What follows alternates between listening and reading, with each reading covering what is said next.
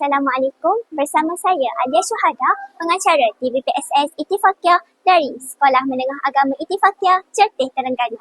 Kamis, 18 Jun 2026, bersiaran langsung dari Dewan Haji Wan Latih sempena Majlis Anugerah Kecemerlangan dan Temu Murni MPP2 SPM 2026.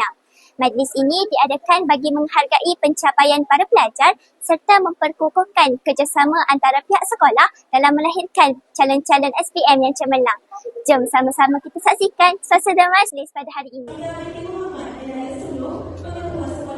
Majlis ini diadakan bagi meraihkan pencapaian, menghargai usaha serta menyuntik semangat kepada para pelajar untuk terus melangkah menuju kecemerlangan. Majlis yang penuh bermakna ini dirasmikan oleh Tuan Haji Rosti bin Makrani, Timbalan Pengarah Akademik Jabatan Pendidikan Islam Negeri Terengganu.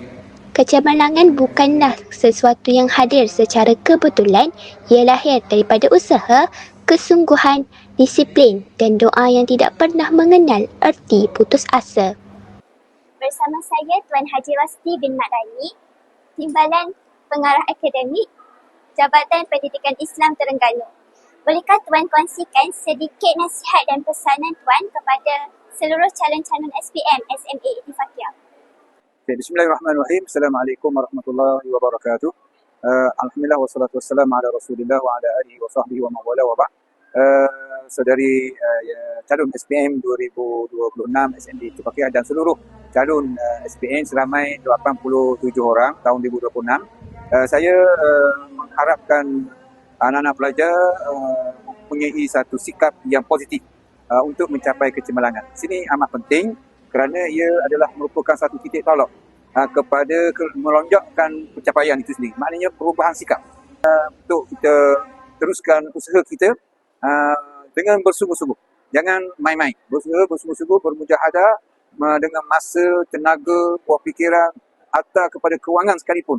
Kita kena belanjakan, kena korbankan untuk mencapai kecemerlangan dalam SPM ini. Dan seterusnya kita hendaklah mendekatkan diri kepada Allah Ta'ala dengan berdoa, bermunajat, merintih, mengharap sungguh-sungguh agar diberi kepada kita dengan memperbanyakkan istighfar, dengan memperbanyakkan restu daripada guru dan juga ibu bapa. Ibu bapa dan juga guru. Maknanya sama-sama penting. Ibu bapa dan juga guru. Dan yang akhir sekali, kita hendaklah bertawakal kepada Allah Ta'ala kerana dialah yang menentukan segala-galanya. Berserah kepadanya dengan terus melakukan kebaikan walaupun selepas daripada SPM. Jadi itulah tip-tip yang sempat saya sebut ini untuk tindakan kita bersama, insya-Allah. Jadi saya doakan anak-anak pelajar SPM Sekolah Menengah Agama Ittifaqiyah ini dapat kekuatan, dapat semangat daripada majlis yang kita adakan pada hari ini. Perhargaan dari pihak sekolah, kehadiran ibu bapa yang memberi sokongan, para guru dan program-program seterusnya, semangat dan seterusnya istiqamah di dalam mengejar cita-cita kita dan sampai ke Menara Gading. Sampai kita berjaya dalam kehidupan kita dan berjaya dalam kerjaya kita sendiri, insya-Allah taala. Terima kasih. Sekian. Assalamualaikum warahmatullahi wabarakatuh. Terima kasih Tuan kerana sudi berkongsi dengan kami. Semoga kata-kata nasihat tersebut menjadi inspirasi kepada seluruh warga SMA Ittifaqiyah untuk terus melangkah kecemerlangan.